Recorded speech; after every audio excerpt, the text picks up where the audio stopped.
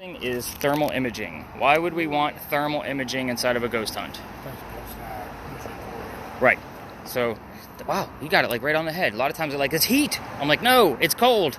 So you should be able to see me in there, red, orange, and yellow guy. If you were a bridal party, I would be the hottest thing inside the picture right now. Yeah, it works. So, especially when the bridal parties are a little tipsy, it really works. But we're looking for blue and black. We're looking for that to either take shape on its own or to start moving on its own. And when I say take shape, it's usually in the form of a person. Do we capture something on this every single night? Not necessarily. But when we do, it is a holy cow moment.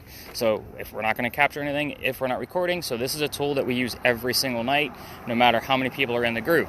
Now, the cool thing about your video is that there's a blue dot bouncing around the screen showing you exactly where the coldest spot is in the frame at that particular moment. That's going to help guide your eye when you're watching your video and you get it back, because it's also going to have the temperature next to it. I'm looking for 15 plus degree temperature drops. So, and I already have the ambient temperature recorded, and there's also a center crosshairs on there that's showing you can measure anything we want to, but it kind of gives you a base temperature of what's in that space at that particular time.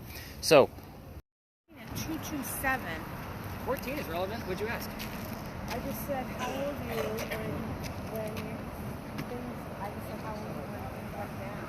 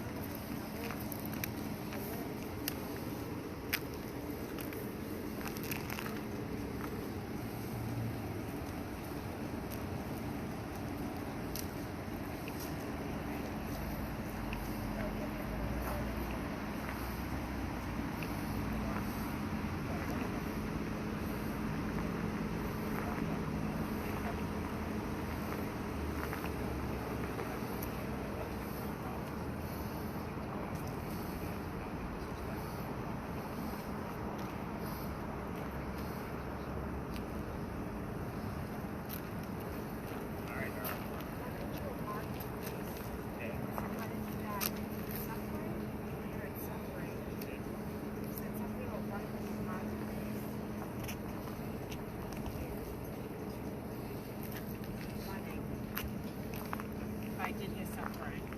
I asked how many children I had. Yeah, that one you gotta tread lightly. Like, you gotta tread pretty lightly with that one. Just because, again, if you start poking the bear, like, we start getting into dark messages. We don't want that. Any numbers coming up out of you? Nothing at all? 0.1, 0.2. Yeah. It's something always like. It's Whitney Houston song keeps on coming in a lot. Yeah. You have to remember, it's going through all of the stations and around. So. Into your love, into your love, into your love.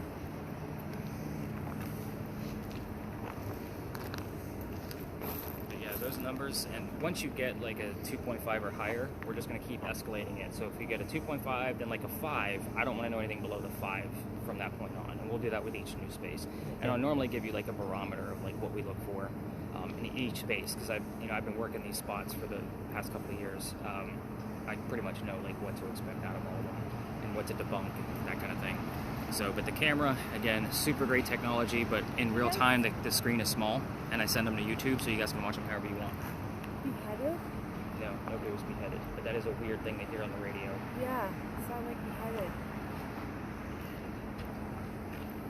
Interesting. That's weird. And what's going to be fun for you is because you're not going to get that sweep back. You're going to get Vonda's sweep back. So you're going to have a whole new set to listen to. Yeah. So, weird. is it though? Yeah, it's weird. Is it though?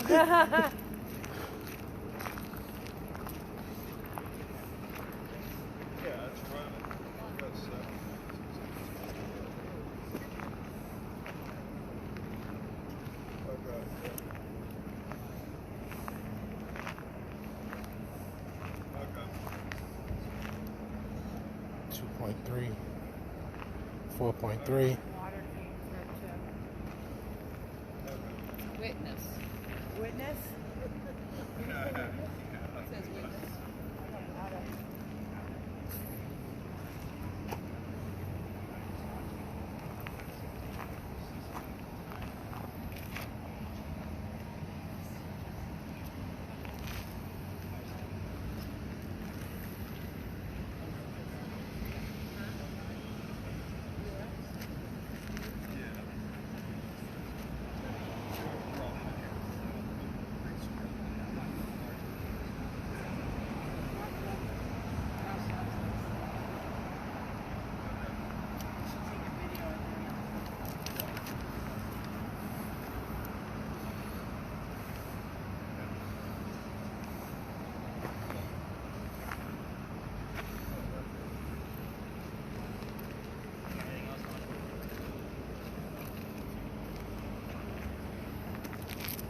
How's your word list coming? Anything else show up that you can see?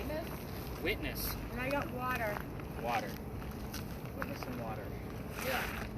Really vague stuff. Let's come on back to the back. I got It doesn't seem like we have 4.3. a whole lot going on. Did you get any? 4.3. 4.3. So that's really small for this space. So continue to watch it.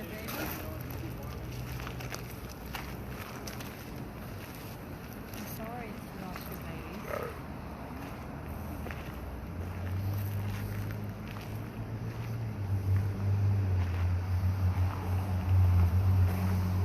Oh.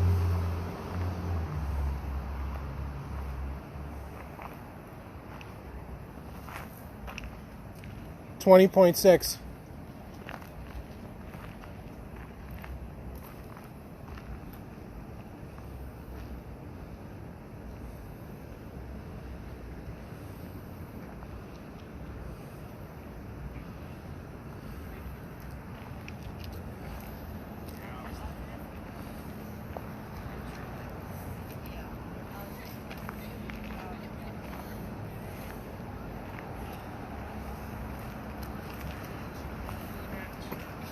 Is that what you have?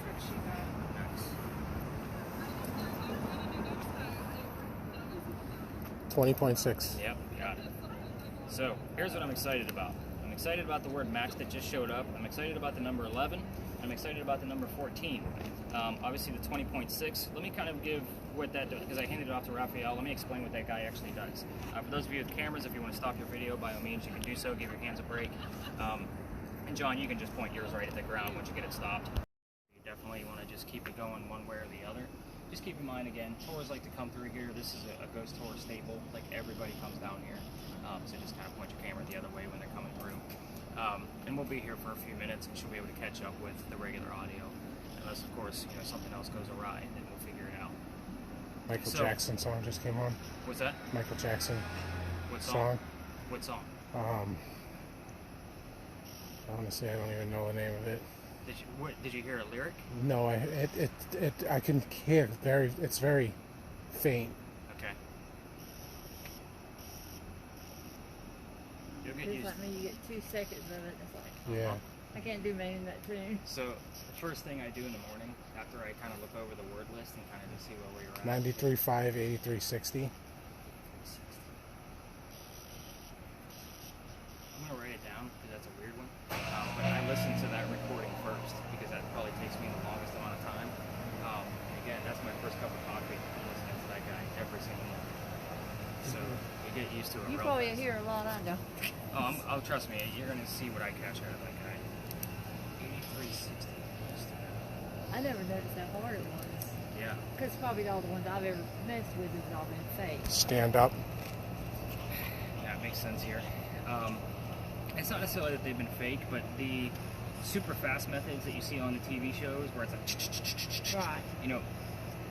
you're not going to capture as many things coming through, but what you will find is probably more relevant to the space. I call that the ratio of accuracy. What I'm doing with you guys, because you've never done this, is I'm just creating a grab bag of stuff to see, like, not to say what's going to stick, but what matches, like what's going to match up with something else. It shows you, like, ghost hunting, this is the easy way to do it. Otherwise, if I were to just give you white noise, you're going to fall asleep. John's definitely going to fall asleep because he's been yawned. White noise in history. Anything will put John to sleep. But yeah, stand up is definitely going to be relevant here. Cool. So this is Philadelphia Alley. So this used to Freedom. This used to be called Dueler's Alley. We all tell the same story down here, and it does deal with a duel. It's because we can prove that it actually occurred. So I'm going to be telling you the story a little bit differently because I'm going after some of the more detailed facts because you're ghost hunting. This isn't a campfire marshmallow ghost story like all the other tours. So here's how it goes. A doctor moves down here from Rhode Island. His name is Dr. Joseph Brown Ladd. I slow down on his name because it shows up here all the time. What's that? Lay him to rest. Lay him to rest. He's already buried. He's already been laid to rest. Unless he's just telling me to quit talking about him, which I'm not going to do. But at any rate, he moves down here because he's supposed to get married to his fiancée, Amanda. Amanda just inherited a bunch of money. We got a group that's going to be coming over through that wall, just so you know. You might not want to point your camera that way. Can she find you on like Google Maps? Just to make sure she's going to be okay.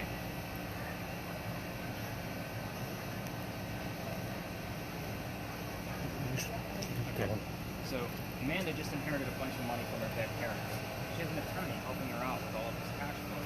And the attorney thinks that Dr. Ladd is just after Amanda's money. We're going to let them pass by. So, you're good, you're We good. got kind of a big group.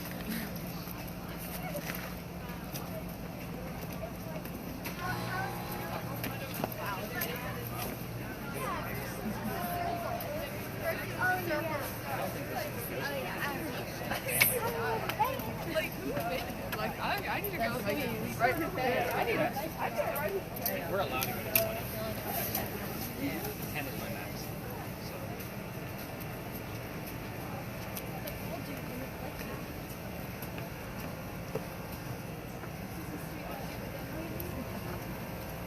Yeah, I don't think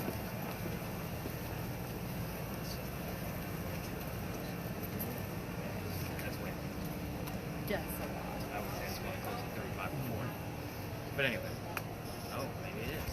Holy cow. Okay, then. I can get fined for that. Like, we can get ticketed for having, oh yeah. Big time. Like, that's a large group. Anyway. So with Dr. Ladd, to prove that he's not after Amanda's money, he comes here to Charleston to prove that he's not. And the coachman that brought him into town set him up to be robbed and killed. It wasn't a good start to his stay in Charleston. Platinum. What'd you get now? Platinum. I'll write it down. It's weird. I don't know what it is. But that's a weird, I mean, we don't talk about platinum records anymore. It's weird. But at any rate, so somebody was walking by and seeing what was about to happen with this coachman trying to kill the doctor. This guy's name was Ralph Isaacs. I stop on Ralph because he has the same initials as where the doctor came from. Ralph Isaacs, Rhode Island. RI shows up here a lot. I do have a digital Ouija board in my bag, like it's a new device they just invented. And the reason why I bought it so quickly was for this alley, because it obviously gives you letters instead of whole words. The hope here is that you're going to get initials, anagrams, full spellings, that kind of thing. It's an amazing device. It doesn't give us a whole lot just yet because the ghosts still don't know how to use it. Like, we're still training them. That's why I don't bring it out when they reinvestigate. But anyway. Don't bring it up. That's actually what they call me, Ralph. Oh, really? Yeah. You know what's funny is that name showed up 3 times the other night from this young lady who claimed to keep hearing it all night long. Like, it was in 3 different spaces. Where are you guys from? Boston. So what'll happen is at times I'll get a nationality for where somebody's from along with their name, and it'll show up several times, and it's almost like a prediction of who's going to be on my next tour. Now, this didn't happen last night. This happened 2 nights ago. Now, the young lady that heard it, she was of Spanish descent. So I was actually expecting her name. I'm Puerto Rican too. Okay. I didn't want to assume with the last name, but it is there. But it was one of those pieces where I didn't have anything else, but we might have the word Boston in there that I may have missed. I don't remember putting that in their notes, but I'm definitely going to go back and look. Because she heard his name, like Ralph, several times. So again, I'm like, there's no way she's hearing it that many times. It's not a common name. Like, not to hear on the radio. You know what I mean? That's just not something you hear. Right. And she's like, if you don't believe me, you go back and check. I'm like, I can't. Yours is on record.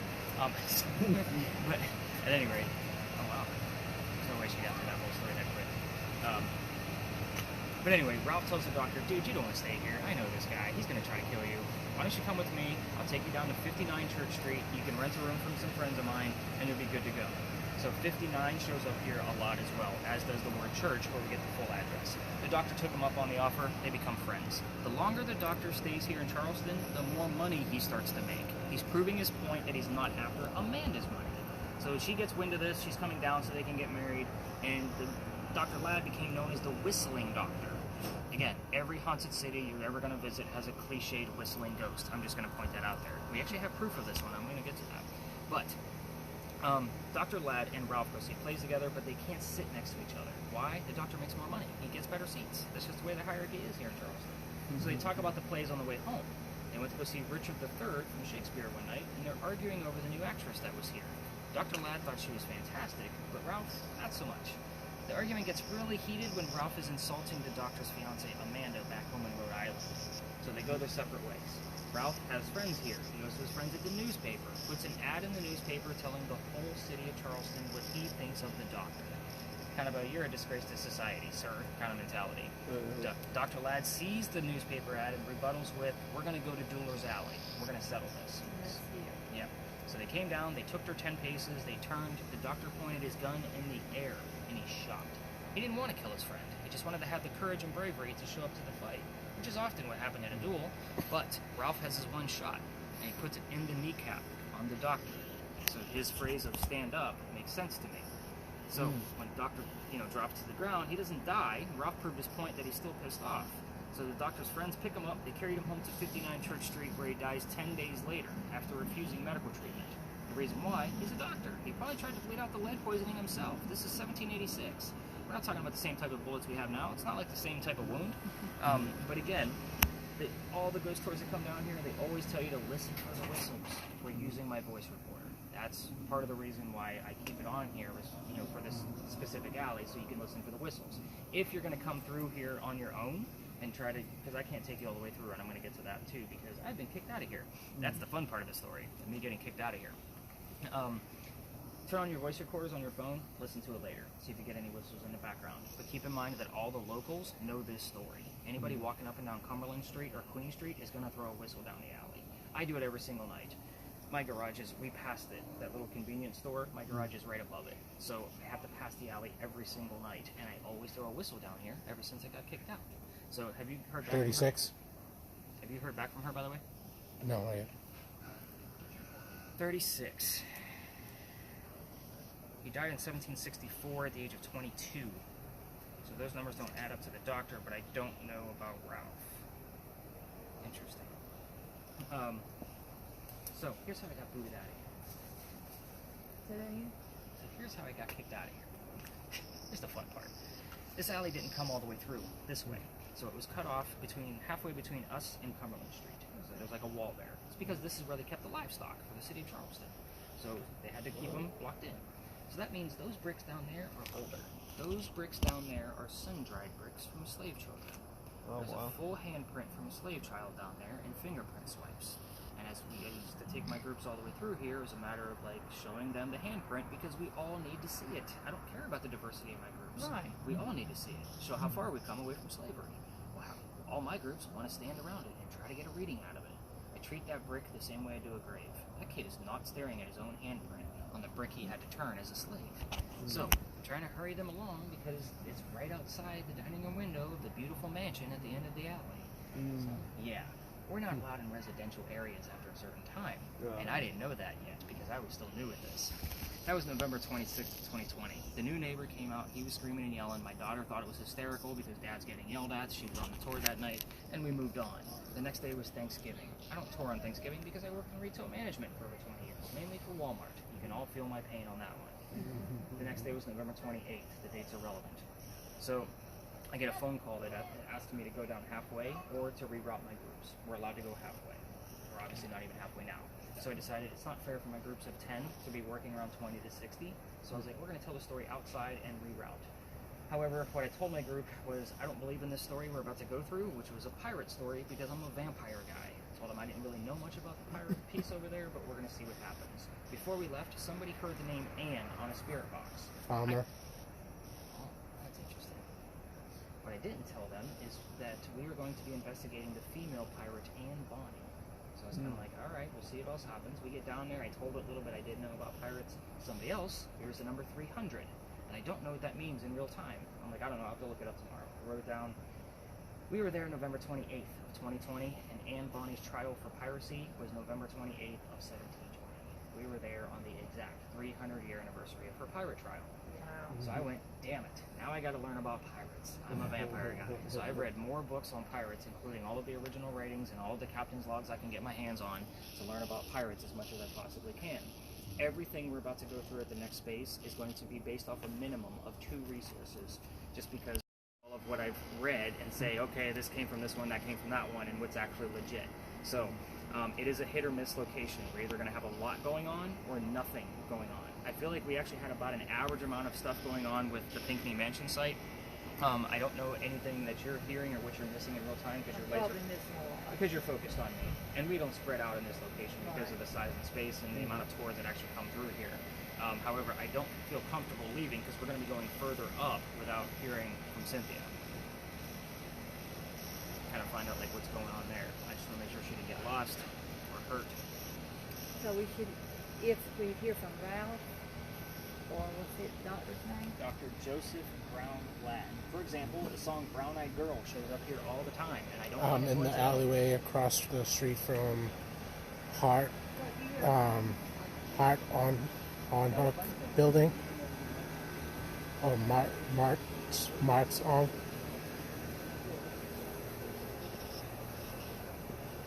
Hold on, I'm coming out to the alley now.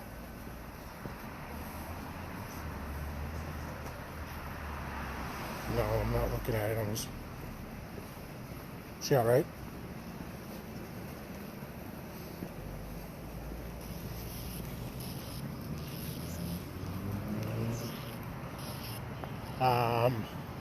Nope. You're supposed to be on Cumberland. Cumberland and Philadelphia Alley.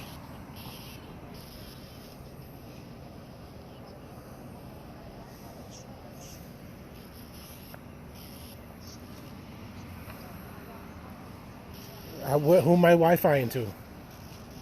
It doesn't work that way. You have to have Wi-Fi for it to work that way.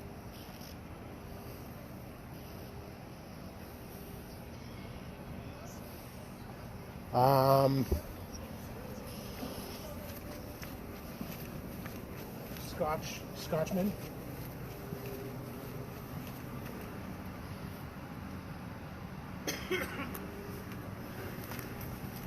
That's where I am. I see you right here. Keep coming. Oh no, that's not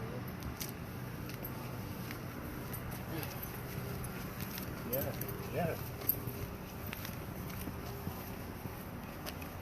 Where the fuck is Queen Street?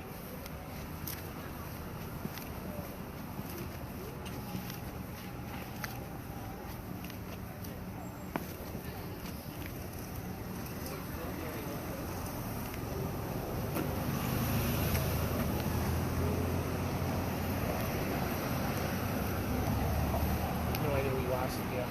Hold on.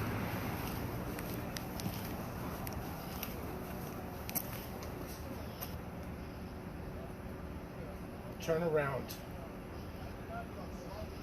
Can you hear me?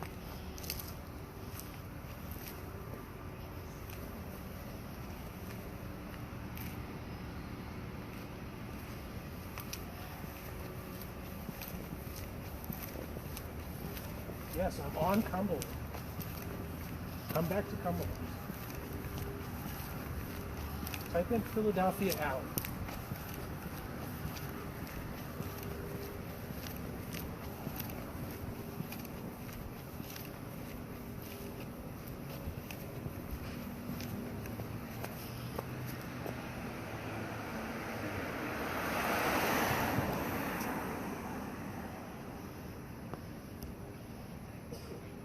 Can you hear me? Philadelphia Alley, that's it. Philadelphia Alley. Dead end. No, I need to know you're all right. I'm not doing my thing. I walked away from them for a minute. They're walking towards us now.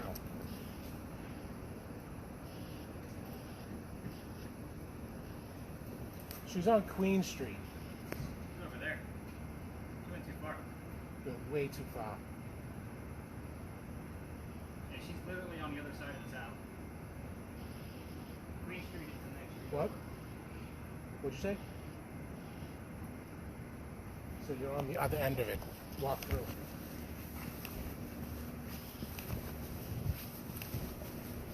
I thought she was gone a long time. Do you know where's the next meeting place? The Powder Magazine, 79 Cumberland. 79 Cumberland. Okay. She got it? Yeah. Yeah, she's right around the corner. Yeah, right there. I can see her on Life 360. I can't. Like, even so right on. Probably missed all of that with the sound. Yeah. If something's there, I do not hear it.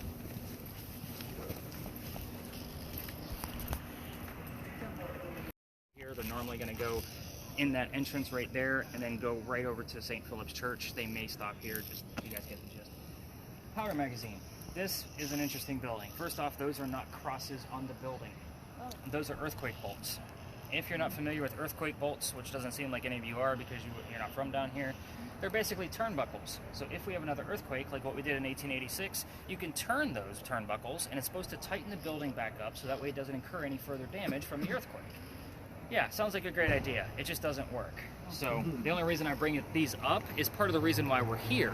These are the first set of earthquake bolts that Charleston actually put in. Why? This is the oldest government building in South Carolina. It was finished in 1713. It was being constructed at the same time that Anne Bonny was coming here to start her new life. Do you want me to tell you every time it changes? Oh, No, okay. definitely not on that one. Okay. I didn't know. Yeah, we'll be out here all night. Just on the one on you. So, again, this building took 10 years to build. So does that sound like our government, small building, 10 years? No, not at all. Well, not really, Trust me, right? yeah, it does. But anyway, Like $1 million bathroom. yeah. 1708 is where the story begins. Try to follow me. There's a lot of twists here. So, young lady moves here from Ireland. Her name is Anne Cormack. She comes here with her father and his mistress. The mistress is her mother. 2.6 constant. What do you got? 2.6 and it's not coming from moving. the electrical pole behind you. You didn't give me a chance to debunk it yet. Sorry. We're going to be using the motion sensor in here. The numbers usually don't give us a whole lot, just Okay. so you know. The motion sensor I'll have to show you how to use. But anyway, you guys with me on the mistress is her mom? Mm-hmm. Yeah, the three of them are running away from her father's angry wife. How pissed was she that they had to leave Ireland in 1708? Remember, no airplanes. By boat to come here. Yeah. Sailing boat. I know. I'm sorry, Mom. On a boat, for sure. They land in Georgetown. That's between us and Myrtle Beach. So, again, that's where they landed. Dad bought a plantation. Mom died pretty quickly. That means he has to send young Ann down here to sell anything from the plantation to help keep things afloat. This is what I call a familiar. You guys watch the TV shows. This is like putting a teddy bear out to attract a child ghost. It's the same principle. This is something she would recognize. So we don't have any buildings this old. Everything else is going to be very unfamiliar. So that's why we're here. That's why it's a hit or miss, because there's other buildings around this age, just not as old as this one. Anyway, back to the story. Back home in Ireland, Anne is kind of a badass. They say she actually killed one of her servants when she was only 7, 8, 9 years old with a knife to the belly. Remember, 7, 8, 9, we're dealing with pirate lore. There's no exact number for that, because every version of it is something different. So, just like to put the mentality of this young lady in the back of your brains as we kind of go through her story. Fast forward, 1713, the building's done. By 1715, pirates are coming through town, and Anne is stoked. She's about 16, 17 years old at this time. She's going to fall in love. Why? She wants to earn her freedom, just like a man. So, you heard the word freedom earlier, and again, bleed over. So we may even still get things from Dr. Ladd over here at this space because we're still so close. But anyway, first guy she falls in love with. Yes, I said first because there's a handful. We're going to go through them. It's a handy-dandy story. This guy is James Bonny. You already know where this one's going because you already know her married name, right? So Dad didn't approve. He's a filthy pirate. They run away to Jamaica. They got married. Anne Cormac became Anne Bonny, the famous female pirate that we know. However, James Bonny is not Captain Jack Sparrow that she was hoping for. This guy is a spy. He's a privateer for the British. So this is a coward in her eyes. This is not what she wanted. A few years later, she falls in love again. Guy number 2, John Rackham, a.k.a. Calico Jack. This is the guy that they based your Captain Jack Sparrow character off of. So this is the guy. This is who she wants. He has his own crew and wants to be part of it. Can't put a girl on a pirate ship. Anybody know why? Bad luck. Right. Thank you for keeping it family friendly. You don't believe half the answers I get out of that answer. So, anyway. He makes a deal with her. If you dress like a guy, hide your gender, you can be part of the crew. But you're going to be a girl in my quarters. So let's put 2 and 2 together. She's a female in his quarters, and she's eventually going to get pregnant. You can't have a pregnant pirate dude on the crew. Somebody's going to figure out that she's a girl. So he drops her off in Cuba. We'll have the baby over here. These are friends of mine. Come back later. We'll figure it out. She goes and has a baby, returns with no baby. We have no idea what happened to the child. No amount of my research will dig that up because I can't find it. However, she comes back dressed as a female. This makes Jack pretty angry. He's pretty pissed. And while she was gone giving birth to his child, he captured another pirate crew down below deck. Anne's going to go flirting with that pirate crew because that's who Anne is. Guy number 3, in case you lost track. So guy number 3 turns out to be a female, dressed like a guy, to be part of the pirate crew that Calico Jack captured. Now we have 2 females dressed like males on the same ship. Her name is Mary Reed. She went by Mark Reed to become a pirate. So again, all of these names will pop up hopefully on the spirit boxes. Her and Mary became friends, possibly lovers, we're not going to really know for sure. But the British find out where they are, they send a fleet of ships to take down one pirate ship. Anne and Mary, rumor has it, were the only 2 pirates not drunk enough to come up and fight with their 1-bullet flintlocks. Obviously 2 ladies with 1-bullet flintlocks are not going to get very far, and they were probably using those because they probably didn't know how to use the cannons yet. So they get arrested, because obviously they can't take on the whole fleet. And as they're being arrested, she looks at her captain, her beau, Calico Jack, and she says, "You should have fought like a man instead of being hanged like a dog." The word dog shows up here a lot, just so you know. The judge wants to see the quote-unquote men that fought back so valiantly on their own. He's already tried and hung Calico Jack and the drunk pirates that wouldn't fight. They're dead and gone 2 days prior. Now, Anne and Mary go in front, they reveal their gender. He doesn't give a shit that they're female. He's still going to hang them. They're still pirates. So he's, they scream out, "We plead our bellies," basically claiming to be pregnant. You can't hang a pregnant woman in 1720. They're trying to save themselves yet again. He says fine. He delays the hanging, sends them both back to jail, and Dad is still up here in South Carolina with all of his Irish money. He bails out Anne, brings her back home. She remarries. That's husband number 2, but guy number 4. We're going to count Mary. We don't really know. She has 4 kids. Dies at the age of 84. Yes, very abrupt ending. I know. We don't know much about her after her pirate career. Rumor had it she either stayed here or she went up to Virginia somewhere. Changed her name and had all that family stuff going on. We don't really know. However, Mary Reed died a year later, 1721, in that Jamaican jail from whatever pirates died from in a Jamaican jail. Use your imagination. Most books and articles will tell you that it was fever. I'm going to call bullshit on that. It was probably scurvious and nasty and gross and whatever else you want to make it romantic for yourselves. So, yeah, as pirates, right? We got to glorify them. So, 2 things I left out of here on purpose. That way you guys at least had some questions to actually work with. What is going on around here? That was crazy. Buses and giant doors. Wow. Anyway, I left out the name of Anne Bonny's parents on purpose. That's the father and the mistress. I also left out the name of Calico Jack's ship on purpose. So that way you guys would have something to work with. This is not a prominent English woman. You don't need to tiptoe. Ask these questions, get some answers. Hopefully we can, and again, we don't have to tiptoe and do what we had to do with Eliza Pinkley. So this is a lot different. And it's just right on this building here? We're going to take the whole lot. Just be mindful of the 2 cars and any tours passing through. With yours, Ralph, I'm going to turn on the motion sensor for you. In the event that So we want you could ship and the parents' names. and the parents' name. And it's Anne Bonny. Anne Bonny, Mary Reed. So this guy's going to detect any motion. So as you walk around, it's going to go off, right? So on the right-hand side, there's 3 little buttons. If you keep your thumb on that button, every time it goes off, I want you to reset it. And if it goes back to the same color, it obviously wasn't coming from you. The reason why I like using this in this location is because Anne likes to show us her hair color. The only way she can give it to us is by touching the rod. So again, very cool stuff. It's the only time I've ever gotten a direct red. Don't be too excited the closer you get to the bushes, parking meters, 2 electrical poles in the corners of the lot. Normally anything on that back half, if you have something above 2.5, I'll get excited about. Anything forward, I'm like, yeah, no. But right now we're sitting at a 1.6 pretty steady. Yeah. Just so you know when you're watching your TV shows, because it seems like you're a super fan, anytime that there's a steady reading or a pulse, that's usually something man-made. Okay. So if they're showing you a pulse on TV, and it's probably their cell phone too close, and they're just doing it for the camera. So again, that's usually how they do it. Your cell phone sends out, pulses. Yeah. So when you see that little blip in a rhythm. How crazy is that 2 sailor women just walked by? Do you see them? Oh, well, they're doing a pirate tour. Oh, is that what they are? Yeah. Oh, I'm sorry. Yeah. Oh my goodness.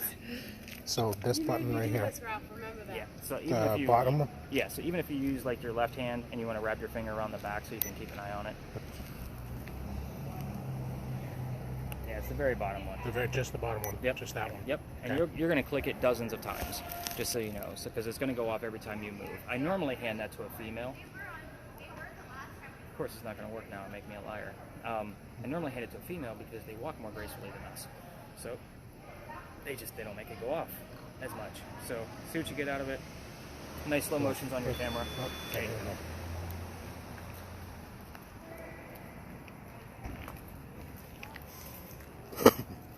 By the way, the biggest orb I've ever caught out of here with that camera has been at this location. So, we were at the wall, and I don't always take us to the wall. Sometimes I take us to the back, depending on how busy it is out here. So does Mom live here? She does, yes. What part of town? Lexington. It's down. It's down further, a lot further. Like down south? 2 hours. That's yeah, 2 probably hours why down. I'm like, where the hell is Lexington? Yeah. That's not a part of Charleston. No. And we came out to visit.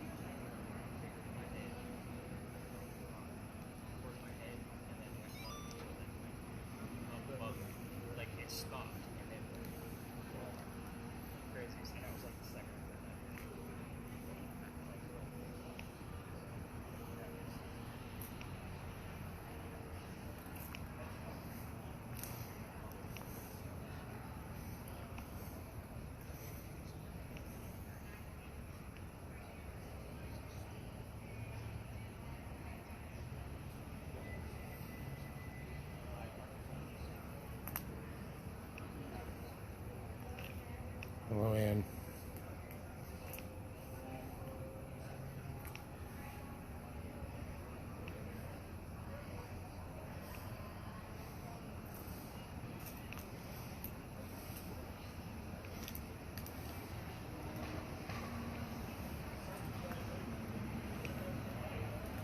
You there, Ann? Hello, Ann.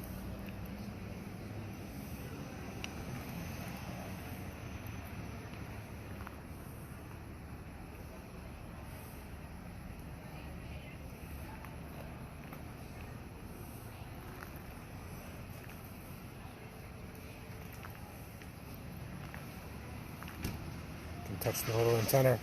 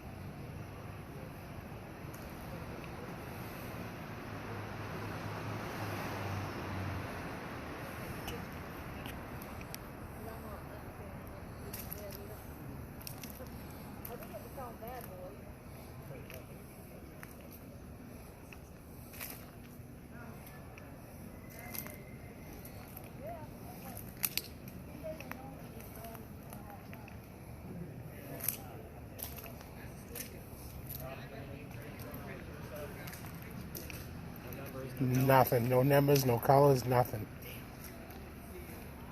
I haven't even had to press the button once. That's crazy talk. Like, it's working. Yeah. I have no doubt that it's working. And there's some nights in here, we can't get it to stop going to red. Like, again, that's why I love this, because every night it's different. Every single night. Acorn. I got used to that really fast. Time of year.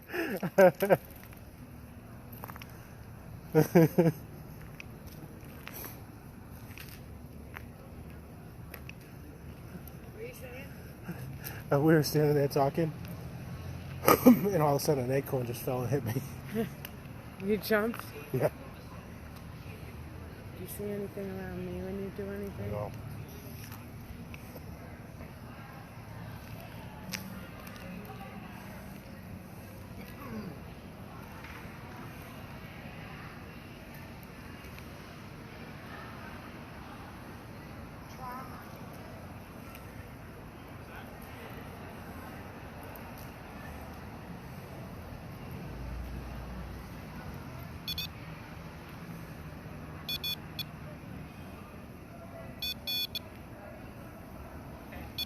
Hello.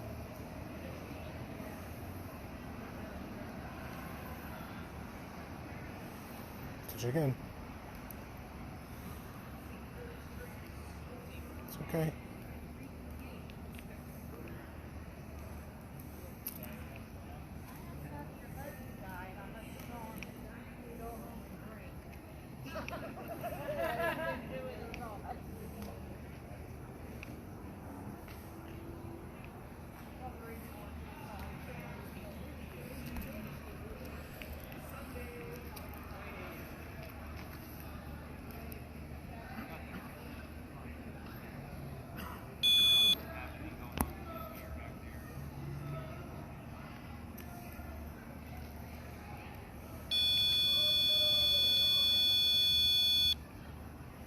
Do it again. Can you tell me what color hair you had? No.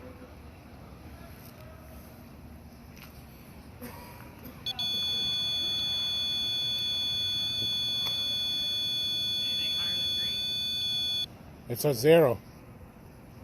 It's a straight 0. Well, the numbers and colors don't work together. You can have colors and no numbers and vice versa. My husband loves this. I know. He's like, Yeah, those two don't work together. They're No, reading it's just- two different types of EMF. So when I say higher than green, It goes green and then orange, and then it jumps back to green. So you Green, got orange, jumps back to green. And then it stays constant on green. yeah, the green I don't normally keep track of. Like you'll never see me write down green readings, just because most greens will come from the person using it. So I've seen Not this green, this one. Right, the second next one. Yeah. Yeah, so as you're walking around, like I've seen people walk around and they're getting green, green, green, green, green, green, green. And I'm like, yeah, I'm not writing any of those down because you're walking around. And I know you were standing still, but at the same time you had a little bit of a pattern, like a Yeah. fluctuation going on. So I did write down the orange. And show us your hair color. You know how this works. Touch the metal stick on the black box. A little closer. You know how it works. Just touch that metal stick. Make it go to red. Show us your hair color. Or maybe that you're mad. Red with anger.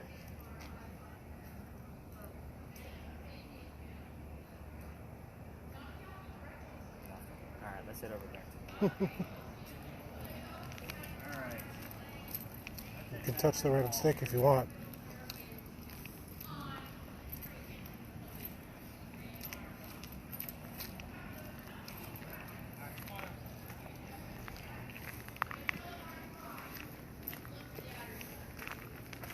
We're going to come over here and talk more about you. So,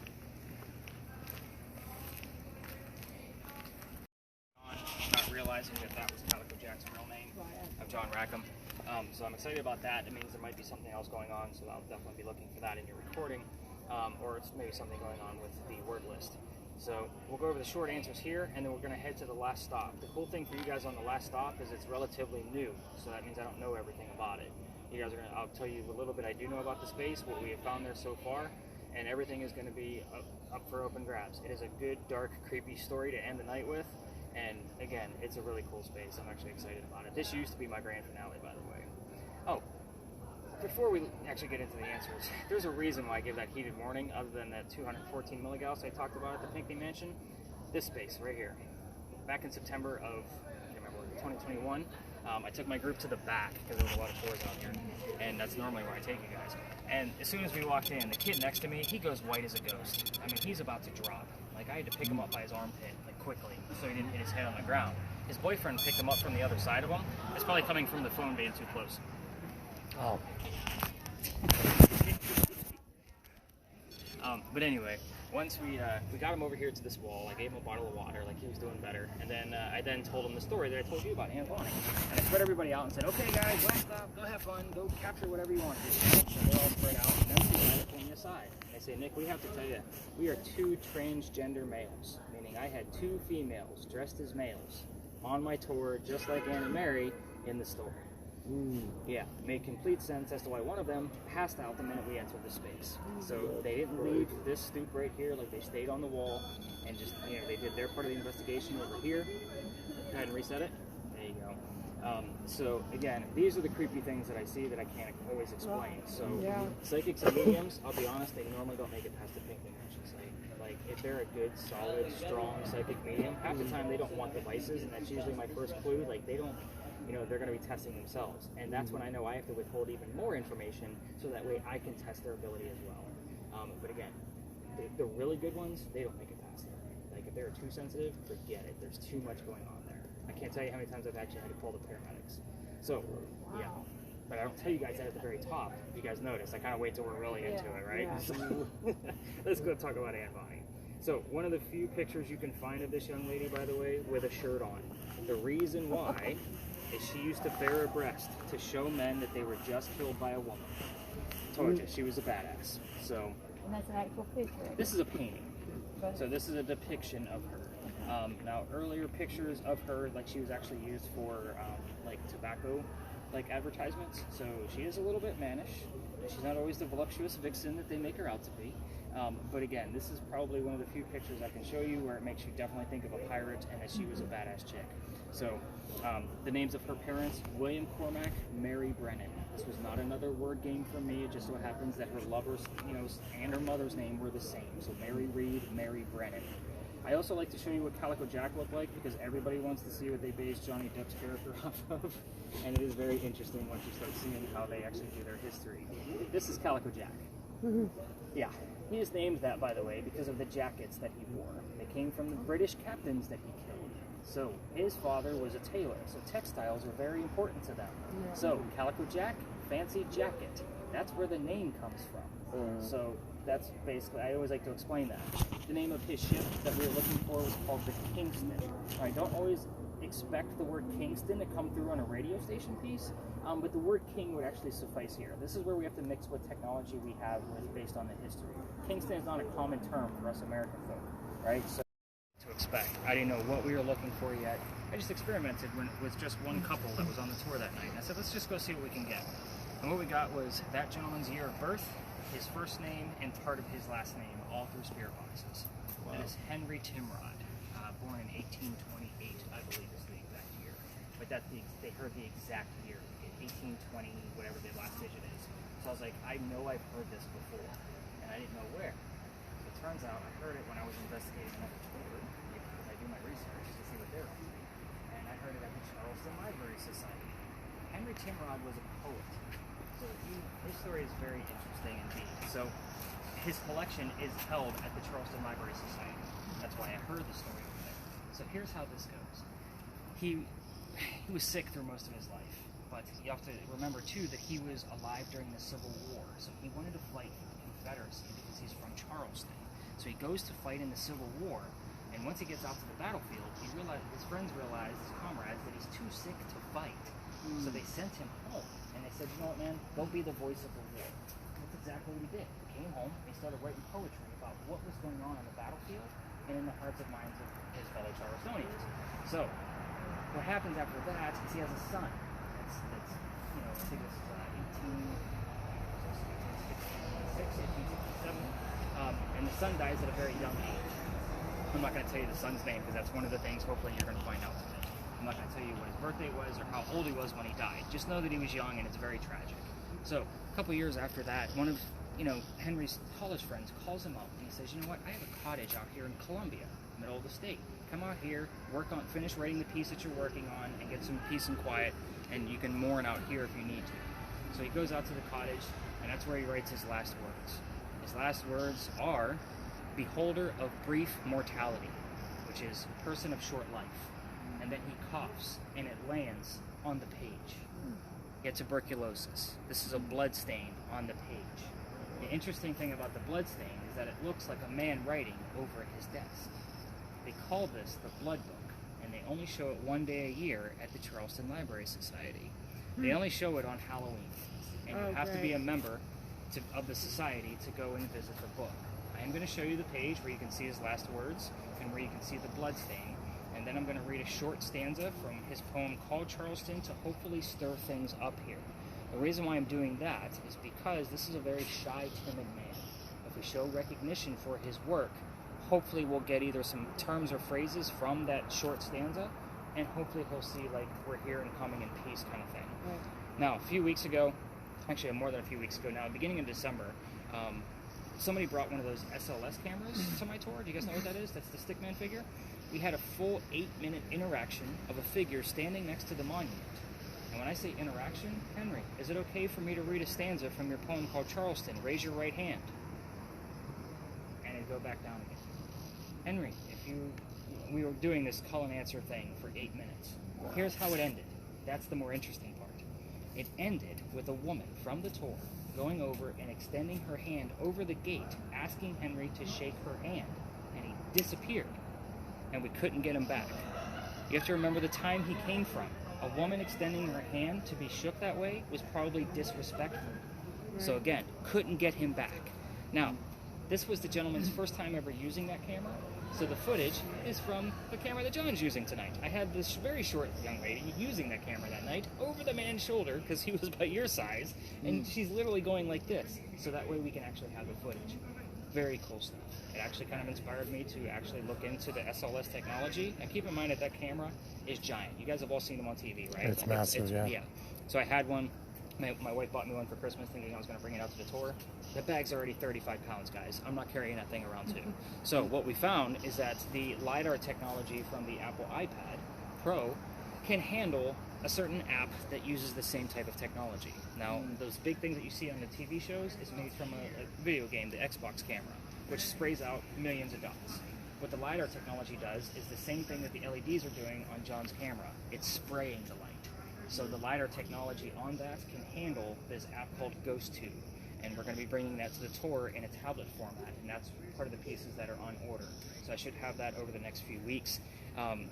But I can't wait to get it, and we have to make sure it has handles on both sides because an iPad, as you know, is pretty large. It's obviously even going to be bigger than the tablet I use for this. But yeah, I'm super excited. But yeah, very cool stuff. So let me show you the blood stain. You're going to see how this looks like a man writing over his desk. Let's see. So this is the blood stain. You can see exactly, and you can even see his last words, "Beholder of brief mortality." And then he coughed that up on the page. I think I've seen something like that online. So, Henry Timrod is actually starting to be taught in colleges in references. Lady of the Lord, I just heard. You're next to St. Michael's Church. Hold on. Don't be surprised if you get more religious terms. Hold on, I gotta turn it down. What'd you say? I said, don't be surprised if you get more religious terms. We're next to St. Michael's Church. Okay. Yeah. So, same thing with St. Philip's. We get things over there too. So, again, this is he's starting to be taught in same line of like Edgar Allan Poe and people from that era. So he's starting to be a little bit more recognized. The interesting thing is he was a laureate of the Confederacy. So like that's a big nomination in the writing world. So I was surprised. Like I didn't know the full story of him beforehand either. But let me go ahead and read that stanza. And then what we're going to do is we're going to spread out. I'm going to stay out of the way of the other tour. I will tell you we have gotten well over triple-digit EMS readings in this location and random spots on random nights. Sometimes we don't get anything. Other nights it's in the grassy knolls. So Ralph, you're going to be bouncing around, basically looking for those triple-digit readings. The first place is going to be over near those benches on the left-hand side. Okay. If it's not over there, check up in this corner. Same thing, it's going to be in the grassy knolls, so you just kind of have to bounce around a little bit. We know not in the temple of the fates, God has inscribed her doom, and all untroubled in her faith she waits, the triumph or the tomb. This was written right in the middle of the Civil War. It's basically stating Charleston has to wait the fate of the war to see if Charleston's going to be triumphant or if they're going to fall to the tomb. So, very interesting piece. We've also had the terms triumph and tomb show up in the same evening, all verified. You can also ask the name of Henry's wife. So we've gotten that here in the past. His son's birthday is also very significant. So again, have some fun in here. Be very, I don't want to say don't tiptoe like we did with Eliza, but just know it's probably going to take him a few minutes to get to know you before he starts giving us any kind of like true answers. So this is what I say when we've had our conversations all night long about like if you don't know your history, like you're not going to capture shit. Like, that's just the way this works. So if I don't research and know, again, I'm still learning about this guy because I'm still reading his biography, I'm still reading his poetry. You know, you really get a sense of somebody when you start reading their poetry, and it's a very big deal.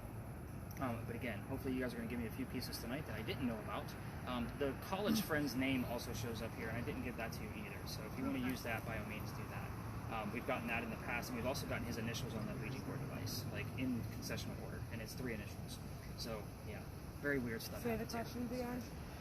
Name of the wife, Name of the wife, name of the son. son's birthday, or the College name friend. of his college friend. So keep it simple. Let's see if we can get out of this guy. We're gonna have some fun in here. Like I said, just be mindful of that other tour over there. Yep. And this thing's running, right? You won't need the motion sensor here. It's all about the numbers. Yeah. Like if we start getting the high numbers, then we'll turn on the REM pod. It's on right now, all right? Oh yeah, it's definitely on. Okay. I just want to make sure it doesn't. Let me take it off.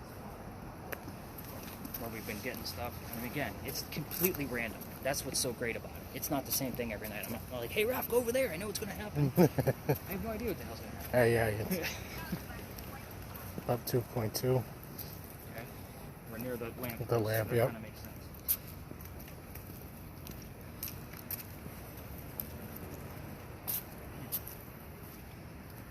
People are booking for April already.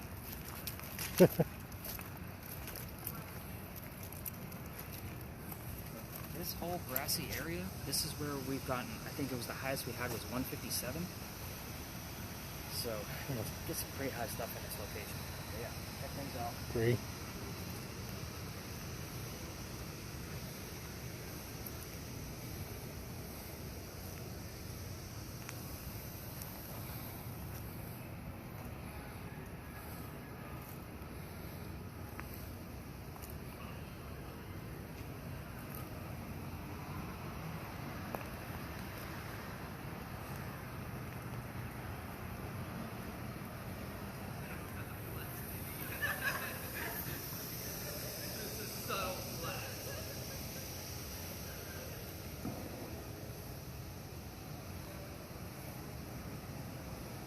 Hello, how are you?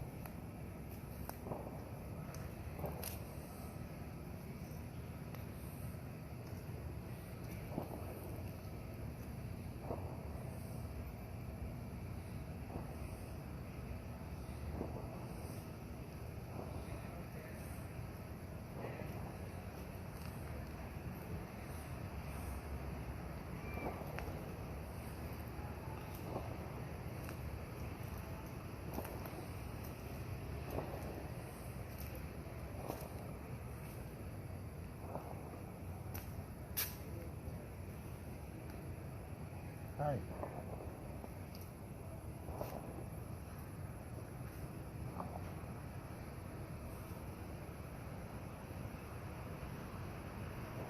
Hello.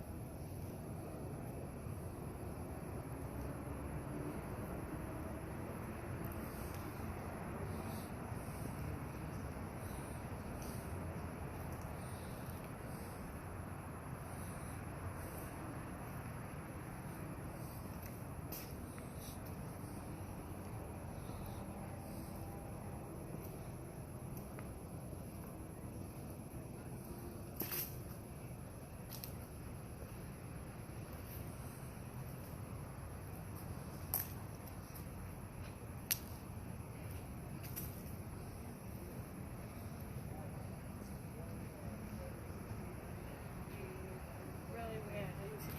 It said look behind you. I looked down at this and that says flee. What?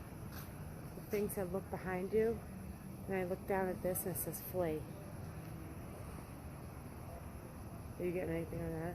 20. 19.7 there. But that's it. Come over to this thing. I'm gonna.